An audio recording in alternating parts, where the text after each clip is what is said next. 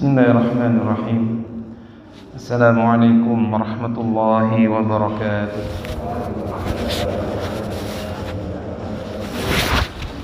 Bismillahirrahmanirrahim. Alhamdulillahi rabbil alamin. Wa sallallahu ala sayyidina Muhammadin wa ala alihi wa sahbihi ajma'in. Allahumma arzuqna fahman nabiyyin wa hifdhal mursalin wa ilhamal malaikatil muqarrabin. Rabbi yassir wa la tu'assir, Rabbi tammim lana bil khair. Allahumma aftah alaina futuhal arifin. Amma ba'd.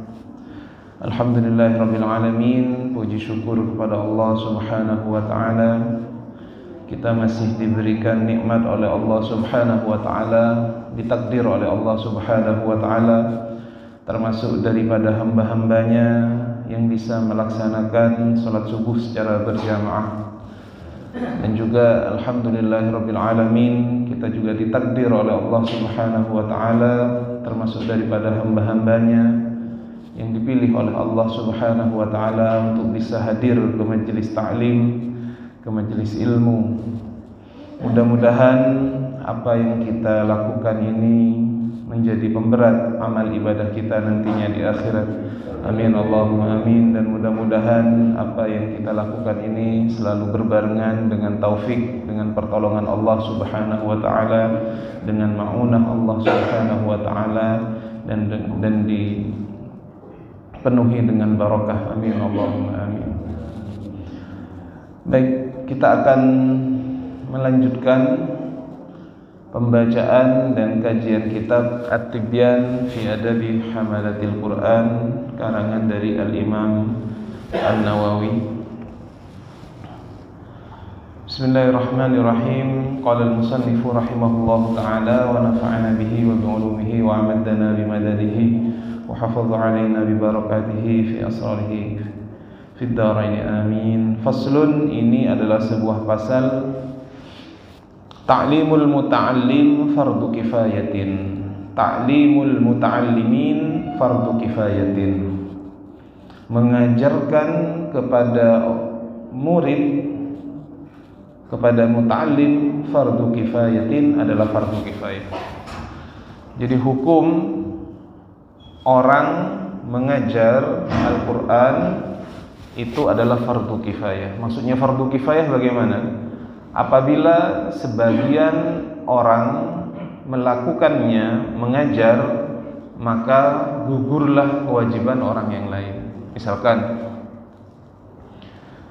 satu Taman Gading ini tidak ada satupun ustadz yang bisa membaca Al-Quran, mengajarkan Al-Quran. Satupun sibuk semua, tidak ada yang mau. Maka kalau begitu semuanya berdosa.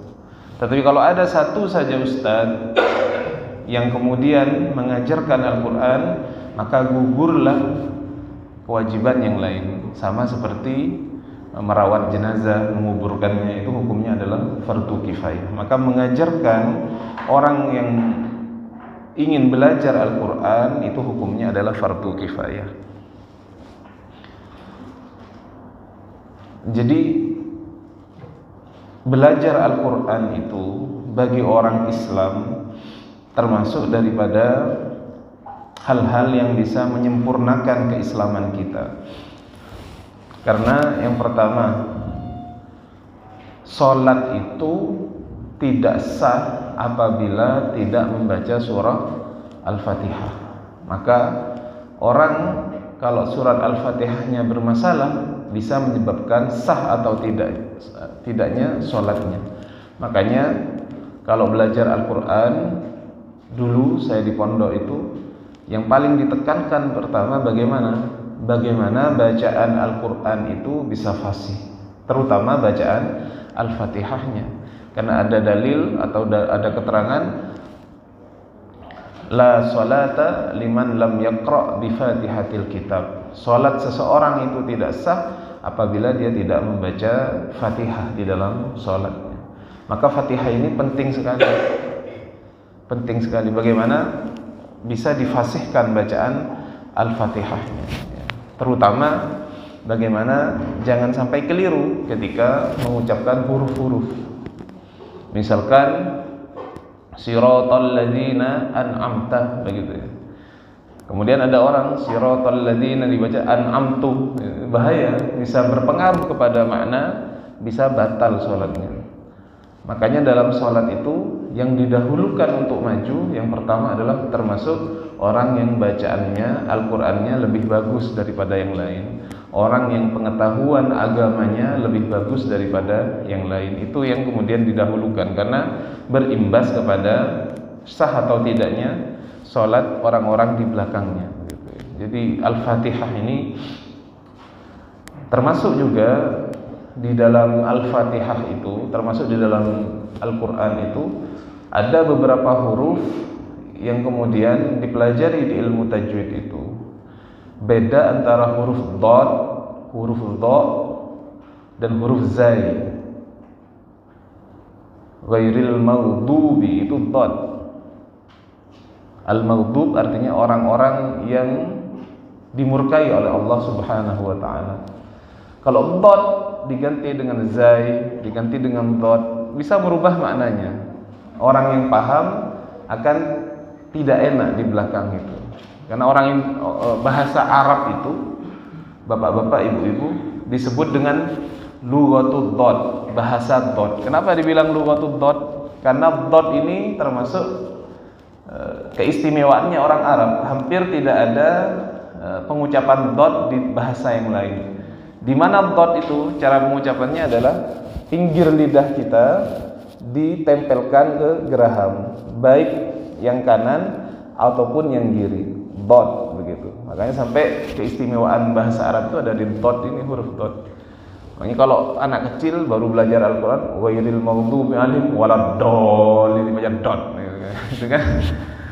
Dibaca dad. Nah, kita yang paham makharijul huruf itu belajar Al-Quran dari kecil. Makanya lidah itu karena sudah terbiasa bacaan kita, semakin kita bertambah usia, membetulkannya sulit karena sudah kadung kebiasaan. Bukan orang yang sudah dewasa tidak bisa memperbaiki bacaan Al-Qur'annya, tapi karena sudah lidahnya kaku begitu, agak sulit sedikit. Kalau berusaha bisa. Begitu ya. Termasuk bahasa Indonesia itu kan kita memudahkan ya, memudahkan zikir itu pakai zal, tapi di bahasa Indonesia kadang-kadang orang pakai zikir dipakai z ya, itu zai, tapi sebenarnya itu adalah zal, zikir gitu ya, dalam bahasa Arabnya. Tapi karena sudah menjadi bahasa Indonesia kadang-kadang dibilang zikir gitu, kayak zai. Nah itu dipelajari di Al-Quran gitu ya. Jadi ya sebenarnya kalau mau mengikuti ulama-ulama kita yang terdahulu, mengajarkan Al-Quran ini gratis.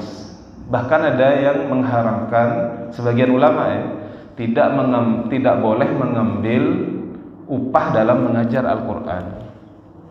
Ada yang berpendapat seperti itu, karena memang ini pahalanya nanti Allah Subhanahu wa taala yang akan memberikan. Bayangkan bapak-bapak, ibu-ibu, kalau kita bisa mengajarkan Al-Fatihah dengan benar kepada satu orang, dan dengan Al-Fatihah itu dia pakai seumur hidupnya dalam sholatnya benar, ustadz yang mengajarkannya dapat bagian pahalanya, dapat amal jariahnya. Maka mengajarkan ilmu itu pahalanya itu langgeng terus. Andaikan murid tadi mengajarkan kepada orang berikutnya masih terus begitu, bertautan sampai hari kiamat, andaikan anak itu mengajarkan terus ilmunya dari satu orang ustadz ini, maka dia akan mendapatkan pahalanya. Maka di sini kita lihat bagaimana baginda Rasulullah itu setiap amal ibadah yang kita lakukan di dunia ini pasti Rasulullah dapat bagian, pasti Rasulullah dapat pahalanya. Kenapa? Tidaklah kita belajar semuanya ilmunya berasal daripada Rasulullah Sallallahu Alaihi Wasallam. Ini pentingnya amal jariah dalam ilmu. Makanya kalau kita tahu seperti ini, andaikan ada anak kecil mau belajar pada kita, ya harusnya Kalau di dalam kitab ini oleh Imam An-Nawawi, makruh kita menolak. Datang anak kecil, anak SD datang ke rumah kita, Ustaz, saya mau belajar Al-Quran. Itu sangat-sangat dianjurkan untuk diterima. Kalau kita tolak itu, andaikan misalkan ada ustaz lain yang sudah mengajar, itu hukumnya adalah makruh.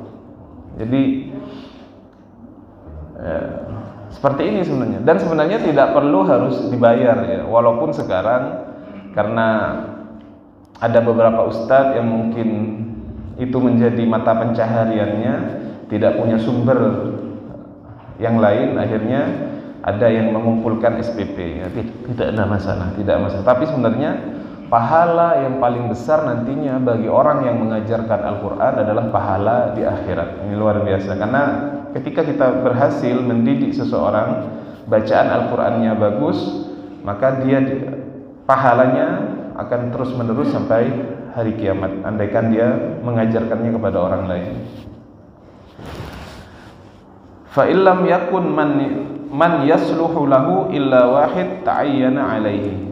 Fa illam yakun, apabila tidak ada man yasluhu lahu, orang yang bisa mengajarkan Al-Quran, illa wahidin, kecuali satu orang, ta'ayyana alaihi, maka itu menjadi wajib baginya. Misalkan satu Taman Gading ini, satu desa ini yang bisa mengajarkan Al-Quran hanya satu orang saja, maka itu wajib bagi orang itu. Tidak boleh dia menolak andaikan ada orang ingin belajar Al-Quran kepada dirinya, andaikan sudah tidak ada lagi yang bisa mengajarkan Al-Quran. Wa in kana hunaka jama'atun yahsulu ta'lim bi ba'dihim. Tetapi apabila ada banyak ustaz, banyak orang yang bisa mengajarkan Al-Quran, satu orang saja yang mengajarkan, maka yang lain sudah gugur kewajibannya gitu. Jadi kita lihat, andaikan kita hanya satu-satunya, maka itu menjadi wajib bagi kita. Nah, makanya kalau di Jawa ini alhamdulillah stok ustadz banyak. Andaikan ustadz di Jawa ini satu orang, ya ustadz yang biasa lah ya, ustadz kampungan, ini kemudian pindah ke tempat-tempat yang minim ustadz, misalkan ke pedalaman Papua yang masih belum ada ustadznya. Ini kalau di Indonesia, kalau di Jawa ustadz pindah ke Papua langsung jadi kiai besar. Karena di Papua banyak nggak bisa baca Al-Fatihah, banyak yang nggak ngerti Islam banyak. Tapi kita kalah kadang-kadang di sini. Kita kalah sama misionaris itu. Mereka bondo bawa Indomie, bawa beras 5 kilo ke pedalaman-pedalaman, akhirnya kristenisasi di mana-mana. Kita belum punya gerakan ini, padahal di Indonesia ya banyak yang masih belum tersentuh Islam di pedalaman, terutama daerah-daerah Papua yang masuk malah misionaris Kristen. Ini termasuk kadang-kadang dengan membawa ekonomi, bawa Indomie, bawa beras gitu. Ya, karena memang seperti itu. Orang itu kalau sudah sering dikasih hadiah itu hatinya nanti luluh begitu. Hatinya itu luluh. Kita kurangnya orang Islam kurang di situ ya. Ya. Harusnya pendakwah itu dia yang memberi, bukan menerima. Idealnya seperti itu. Jadi saya pernah dapat cerita di Afrika itu ada satu buah toko kelontong, toko peracangan, itu mampu mengislamkan satu desa. Itu caranya bagaimana? Kok satu toko kelontong bisa mengislamkan satu desa? Itu katanya begini. Apabila ada orang datang ke sana beli beras 1 kilo, dikasih hadiah. Hadiahnya apa? Garam. Ini garam buat sampean. Dikasih bonus garam. Beli gula dikasih bonus apa? Beli apa dikasih bonus apa? Begitu.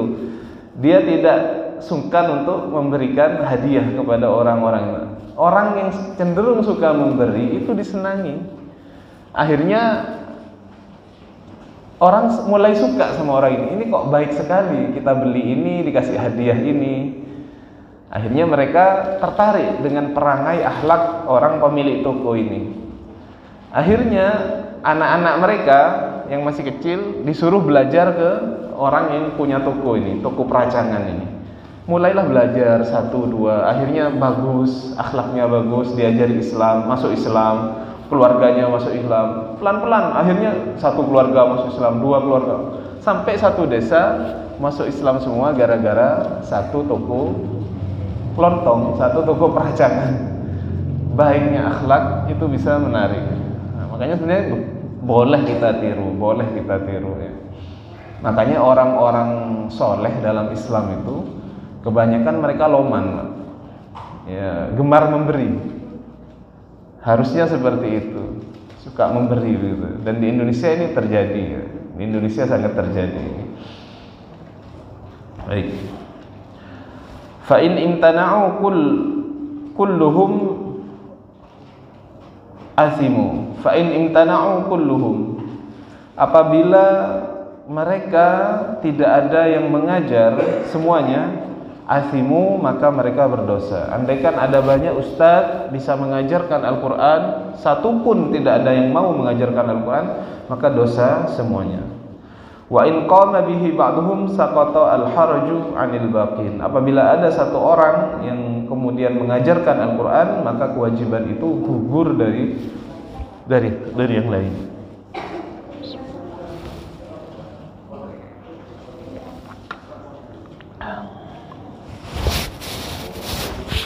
Jadi fadilah mengajarkan Al-Quran itu besar sekali ya, besar sekali ya. Makanya mulai saya kira harus di radar begitu ya. Mungkin saja di Taman Gading ini ada orang yang bacaan Al-Qurannya bagus, pengetahuan agamanya bagus, tapi tidak masuk radar begitu. Tidak tampak, tidak ketahuan. Nah, itu harus dicari tuh. Dicari. Ya, semakin banyak sebenarnya tambah bagus. Semakin banyak yang bisa mengajarkan Al-Quran semakin bagus. Di blok sini ada ustadz mengajarkan Al-Quran, di blok sana ada ustadz mengajarkan Al-Quran. Semakin bagus karena semakin ada dakwah Islam, ada dakwah Al-Quran di sana. Dan yang terjadi di masyarakat kadang-kadang ini yang patut kita sesalkan. Ya, walaupun ya normal-normal saja. Kadang-kadang antara satu ustadz dan satu ustadz yang lain ini, ya namanya juga sesama profesi. Toko peracangan sama toko peracangan yang lain itu ya ada nggak enaknya gitu. Ustadz satu dengan ustadz yang lain kadang-kadang ada perasaan itu. Karena apa? Rebutan murid. Akhirnya ya agak nggak enak begitu. Kadang-kadang terjadi seperti itu. Walaupun saya rasa tidak perlu kita merasa iri dengan ustadz yang lain. Misalnya kita ustadz di sini, kok ada ustadz lain. Bayangkan begini, mampukah kita, misalkan satu Taman Gading saja, anak-anak kecilnya dihandle oleh satu orang, ngaji ke tempat satu orang, ngaji semua. Kira-kira mampu ngendel nggak? Misalkan ada 100 anak, 200 anak, ngaji Al-Quran ke satu ustadz, repot Pak. Karena Al-Quran itu kadang-kadang juga perlu belajarnya itu hadap-hadapan langsung seperti ini ya. Disetor. Kalau hanya mengandalkan lingkaran atau halakoh ya, lingkaran kecil itu nggak bisa sampai 100, mungkin 15 masih bisa baca bareng gitu. Jadi perlu seperti itu. Nah, dengan banyaknya ustadz itu sebenarnya apa? Orang ini terbantu dengan adanya ustadz yang lain. Saya mengajak orang kepada Allah, saya mengajak orang untuk bisa baca Al-Quran. Ada orang lain yang mengajak orang kepada Allah, harusnya saya senang. Kenapa? Dia membantu saya. Kenapa saya harus iri sama dia? Tapi kadang-kadang karena hawa nafsu, kok yang sana lebih banyak muridnya, misalkan. Kadang-kadang ada rasa-rasa seperti itu. Ya. Walaupun ya harus kita rubah mindset kita. Rubahnya bagaimana? Saya mengajak orang untuk membaca Al-Quran. Saya mengajarkan orang untuk bisa membaca Al-Quran. Ustadz itu juga mengajak orang membaca Al-Quran. Harusnya saya senang. Kenapa? Karena ada yang membantu. Dia membantu saya. Tidak mungkin saya bisa menghandle semua ini. Saya hanya mengajar sendirian. Nah, kalau orang bisa berpikir seperti ini, bisa berkurang ya hasutnya atau rasa iri dengkinya kepada orang lain. Wa in talaba min ahadihim wamtana'a. Wa in talaba, apabila ada yang meminta dari salah satu ustadz itu, dari satu guru Al-Quran itu, wamtana'a, kemudian dia enggan untuk mengajarkan, fa'adharul wajhaini annahu la ya'tham, maka pendapat yang paling kuat, orang tersebut tidak berdosa. Jadi andaikan di satu Taman Gading ini banyak sekali ustadz, ada satu ustadz didatangi, ya ustadz, saya ingin belajar Al-Quran. Kemudian saya sibuk, saya banyak kegiatan. Monggo kalau mau belajar sama ustadz itu saja. Beliau kan buka ngaji di rumahnya untuk anak kecil. Monggo ke situ. Misalkan pendapat yang paling sahih yang seperti ini, dia tidak berdosa. Kenapa? Sudah banyak yang mengajar. Andaikan dia satu-satunya, maka harus dia terima. Kalau dia tolak, maka dia berdosa. Yang tadi itu. Jadi hukumnya adalah fardu kifayah. Lakin yukrah lahu dzalika illam yakun lahu uzrun. Tetapi menolak datangnya murid untuk belajar Al-Qur'an itu dimakruhkan andaikan orang tersebut tidak ada uzur. Uzur itu maksudnya begini. Setelah dia pikir kegiatannya memang tidak bisa. Dia bekerja dari pagi jam 8 sampai selesai Isya, sudah capek banget. Tetapi kalau misalkan bekerjanya hanya sampai jam 3 dan sampai setelah jam 3 dia masih ada waktu sebentar, 1 jam atau 2 jam, atau dia bekerjanya sampai sore dan habis maghrib misalkan dia ada waktu 1 jam 2 jam untuk mengajar, itu maka seyogyanya diterima, dimakruhkan untuk ditolak. Jadi ini adalah fadilah orang yang mengajarkan Al-Quran, ya, atau hukum orang yang mengajarkan Al-Quran. Berikutnya kita masuk ke fasal yang baru. Faslun yustahabbu lil muallimi ayyakuna harisan ala ta'limihim. Yustahabbu, disunnahkan, dianjurkan, lil muallimi, bagi seorang guru, ayyakuna harisan ala ta'limihim, harus mempunyai semangat untuk mengajar. Mengajar Al-Quran harus dia punya semangat. Mu'thiran dzalika ala masalihi nafsihi ad-dunyawiyah allati laysat bidaruriyah. Dia harus mendahulukan mengajarkan itu dari kepentingan pribadinya yang bersifat duniawi, asalkan kepentingan itu tidak bersifat pokok. Misalkan begini, seseorang bisa mengajar dan tidak mengurangi atau tidak berdampak kepada ekonominya dia. Dia masih bisa bekerja, di samping itu dia masih bisa mengajar Al-Quran. Maka itu sangat dianjurkan untuk mengajar. Tetapi kalau memang dia sudah nggak punya waktu, andaikan dia memilih mengajar misalkan sehingga pekerjaannya keteteran, maka orang seperti ini tidak mengapa untuk tidak mengajar. Maka selagi masih ada waktu 1 jam 2 jam, ada orang yang datang untuk belajar Al-Quran, hendaknya dia menerima murid itu. Wa ay yufrigha qalbahu fi hali julusihi li iqra'ihim minal asbab asyagilah kulliha. Dia, seorang ustadz, seorang guru Al-Quran itu juga harus mengosongkan hatinya ketika dia mengajar dari semua hal yang menyibukkan dia. Jadi kalau memang sudah menerima murid, kalau sudah duduk mengajar, seharusnya pikirannya fokus untuk mengajar, ya, begitu ya. Tidak mengajar itu bukan disambi, begitu ya. Benar-benar fokus. Ngajar ditinggal ke belakang, wirawiri, enggak seperti itu. Jadi kalau udah duduk 1 jam misalkan dengan muridnya, udah itu digunakan maksimal untuk mengajar, begitu ya. Wahiyya katsiratun ma'rufah. Dan kesibukan itu sangat banyak sebenarnya, ya. Wa ayyakuna harisan ala tafhimihim, dan juga kita harus sangat ingin untuk membuat mereka paham, membuat mereka betul. Jadi termasuk yang agak susah ketika masih kecil itu bagaimana bacaannya bisa fasih, karena dalam Al-Quran itu ada huruf-huruf yang disebut dengan makharijul huruf.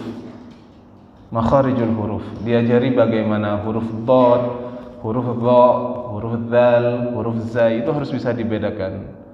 Bacaan gunnah itu bagaimana, bacaan ikhfa yang dengung itu bagaimana, panjang pendeknya bagaimana, gitu. Itu diajarkan. Jadi benar-benar diajarkan. Mad jaiz itu berapa panjangnya, mad wajib muttasil itu berapa, begitu ya. Saktah itu apa? Dan namanya di Al-Qur'an itu saktah, berhenti sejenak dengan menahan nafas. Kalla bal rana ala qulubihim, itu ada dalam Al-Qur'an. Di kalla bal, saktah itu kalau nggak salah tulisannya saktah ya kalau di Al-Qur'an Indonesia. Sin kaf ta ha. Itu berhenti sejenak. Itu juga ada di surah Yasin. Gimana itu? Ada yang ingat? Saktah di surah Yasin. Berhenti sejenak tapi nggak boleh nafas. Langsung lanjut. Gimana itu ayatnya? Ada yang ingat? Di surah Yasin.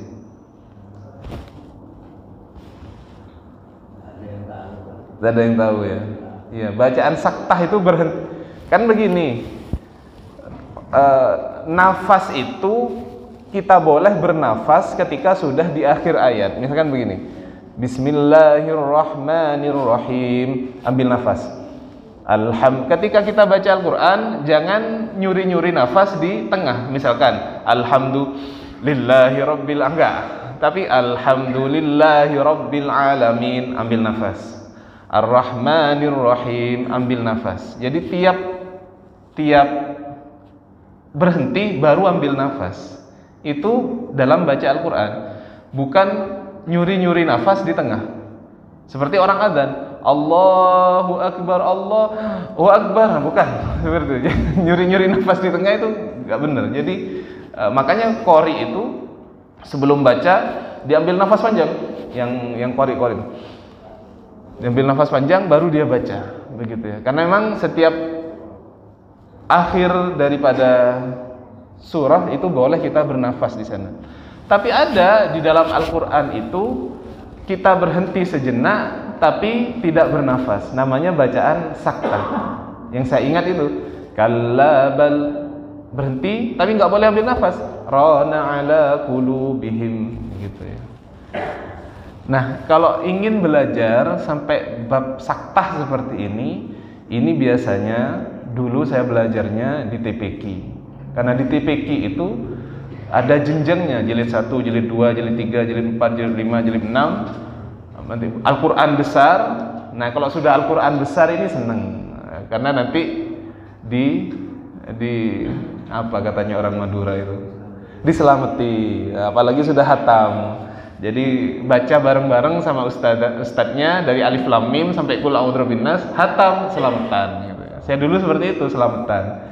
Di Indonesia zaman saya kecil masih seperti itu. Oh, hatam Quran, yang undang-undang orang, ngasih-ngasih makanan begitu ya.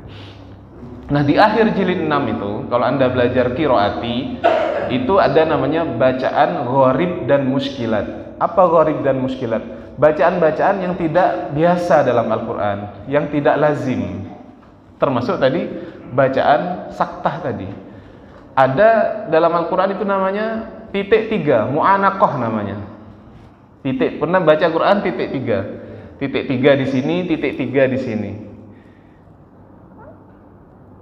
Itu berkenaan dengan waqaf dan ibtida. Maksudnya bagaimana? Kalau kita sudah berhenti di titik 3 pertama, di titik berikutnya los saja, lampu hijau sudah. Jangan berhenti lagi. Pilih salah satu berhentinya. Itu namanya mu'anaqah, titik 3. Nah, ini tanda waqaf, tanda berhenti. Karena Al-Quran itu mengandung kalimat yang dipahami. Ya, ini pentingnya belajar ya. Andaikan kita berhenti di sebuah pemberhentian, tetapi maknanya belum sempurna, itu bisa merubah arti. Misalkan dalam bahasa Indonesia, kita bilang begini, saya mau pergi ke pasar. Itu kan sempurna kalimatnya, saya mau pergi ke pasar. Tapi saya mau berhenti, saya mau pergi. Berhenti saya. Misalkan begini, saya mau pergi ke pasar. Setelah itu saya mau ke sekolah. Itu titik yang betul, berhentian yang betul. Tapi kalau saya bacanya begini, saya mau pergi ke pasar. Berhenti, nafas saya. Saya mau pergi, titik. Pasar, saya mau pergi ke sekolah. Saya ulangi lagi. Kan yang betul begini, saya mau pergi ke pasar, titik. Kemudian saya mau pergi ke sekolah. Kemudian saya berhentinya begini, saya mau pergi, berhenti. Pasar, kemudian saya mau pergi ke sekolah. Itu kan sudah paham maksud saya? Bahasa Arab seperti itu, Al-Quran seperti itu. Kalau kita salah berhenti, itu bisa merubah maknanya. Karena ada makna dalam Al-Quran, itu ada makna. Walaupun kita kebanyakan mungkin nggak paham bahasa Arab, tapi di TPQ itu diajarkan tanda-tanda wakof. Ada kalau baca Al-Quran itu kof, lam, sod, mim, itu namanya tanda wakof. Ada wakof lazim, harus berhenti. Ada yang nggak boleh berhenti, karena bisa merubah makna tadi. Nah ini belajarnya di mana? Ya di TPQ itu. Ada belajar kita namanya bab tanda wakof dan tanda wasol. Kapan kita berhenti, kapan kita lurus, begitu ya. Nah ini pentingnya kita. Apakah saya terlambat Ustadz sekarang untuk mengetahui ini? Tidak sama sekali. Dengan bapak-bapak, ibu-ibu di sini mau belajar sama saya terima. Karena saya kadung sudah bilang, hukumnya adalah nggak boleh nolak, pasti saya terima. Tapi kan, ya, wallahu alam. Apa yang terjadi dengan kita? Kalau saya pribadi, bahkan di beberapa negara itu saya lihat habis sholat subuh itu, yang sepuh-sepuh itu buat lingkaran ngaji tadarus itu bagaimana? Ngaji gantian, kalau ini salah dibetulkan. Tadarus itu kalau salah dibetulkan. Kalau sekarang saya lihat bulan Ramadan itu namanya tadarus, tapi sudah nggak ada yang membetulkan, ya los saja, yang salah benar ya udah gantian. Sebenarnya tadarus itu dia salah kita betulkan begitu. Dan pahalanya orang yang menyimak itu sama dengan pahalanya orang yang membaca. Saya ulangi lagi. Kalau di sini ya di Indonesia ya ada tadarus, tapi yang tua ya bukan di sini ya, di tempat saya. Ya habis dia baca keluar ngerokok, yang lain baca di sini. Yang baca ngerokok, makan apa? Makan jajan, gorengan, kolak gitu ya. Yang di sini baca. Nanti dia sudah selesai ngerokoknya datang lagi baca lagi. Ya nggak apa-apa, tapi idealnya memang seperti itu. Karena Nabi sama Jibril seperti itu tadarus. Jadi ada yang satu membaca, satu mendengarkan. Andaikan salah, katanya orang Madura itu pangkal, dibenerin. Tapi jangan sakit hati, Pak, jangan sakit hati. Saya pernah dulu masih saya kecil itu, ya iyel-iyelan, Pak salah, enggak udah bener bacanya gini, salah Pak, enggak bener, aduh, ini kan bahaya bisa nggak jadi baca Quran.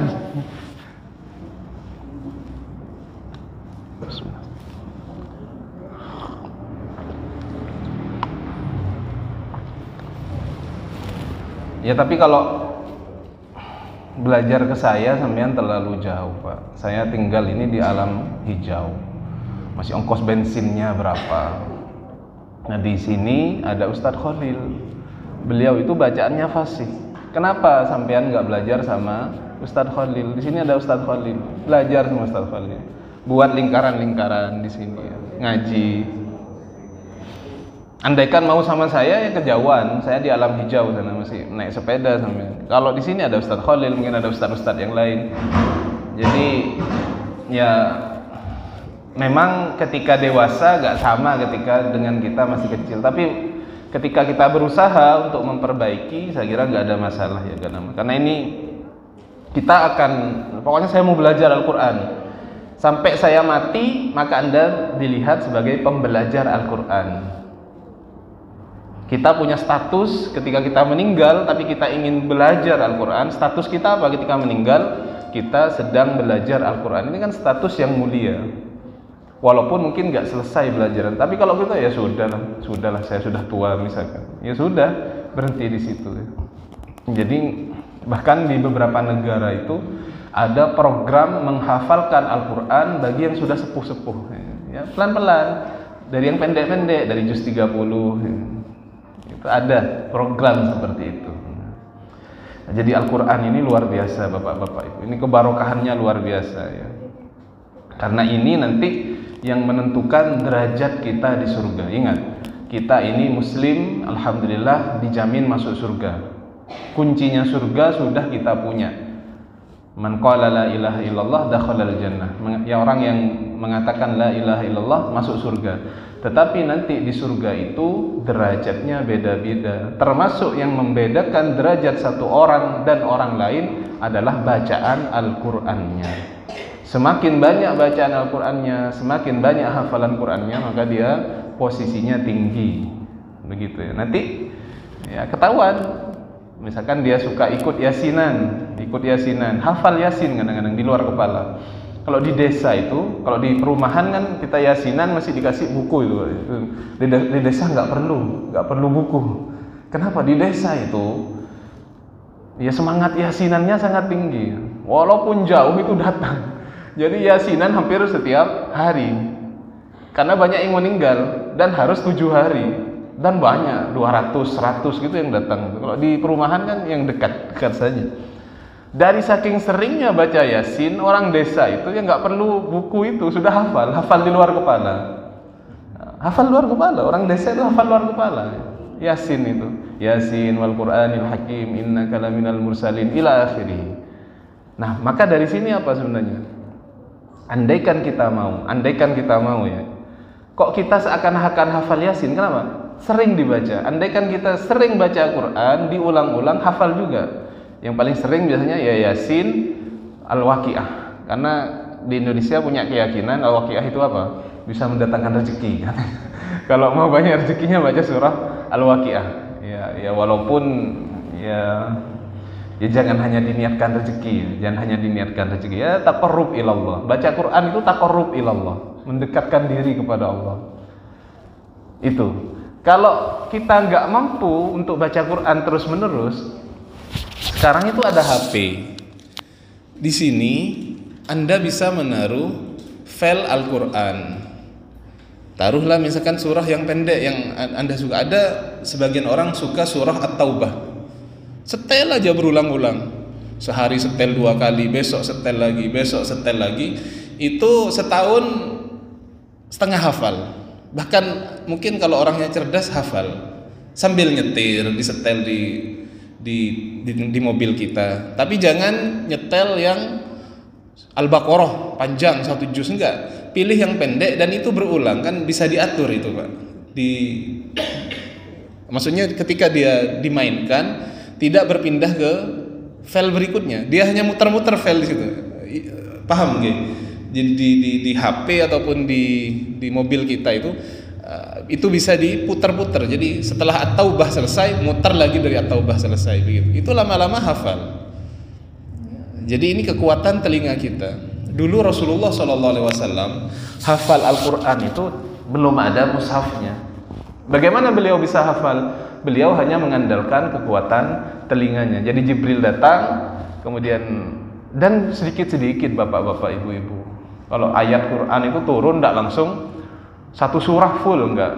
Seperti yang kita tahu, surah Iqra itu yang turun adalah 5 ayat pertama. Iqra bismi rabbikal ladzi khalaq, khalaqal insana min 'alaq, Iqra wa rabbukal akram, alladzi 'allama bil qalam, 'allamal insana ma lam ya'lam. Sudah, sampai di situ. Itu yang pertama. Jadi turunnya sedikit-sedikit sehingga Nabi Muhammad itu hafal. Jadi enggak langsung turun surah Al-Baqarah 2 juz lebih, enggak seperti itu.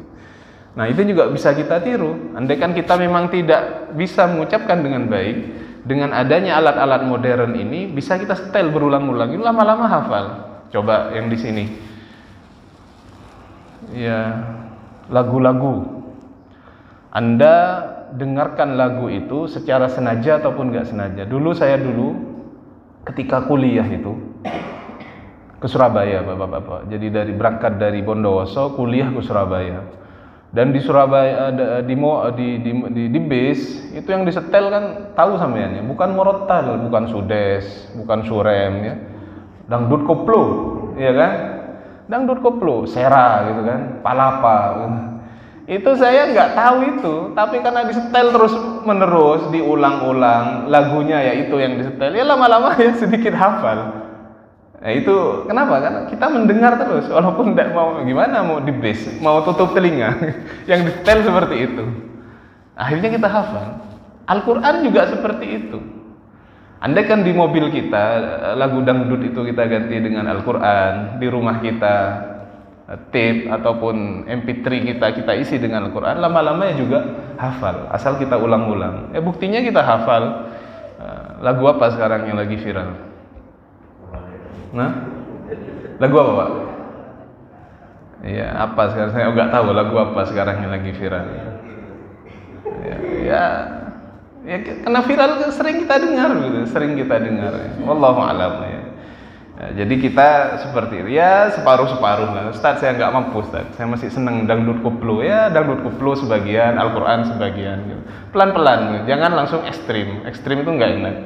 Ya, nanti dengarkan Quran ya, lama-lama nanti kalau sudah terbiasa nikmat merasa Al-Quran, yang dangdut-dangdut, yang ini akan berkurang sendiri, lama-lama kita seneng kepada Al-Quran, seneng sama Al-Quran. Jadi pelan-pelan begitu ya bapak-bapak, ibu-ibu. Baik, saya kira itu dulu yang bisa saya sampaikan. Ini mungkin kita lanjutkan fasal ini di pertemuan yang akan datang.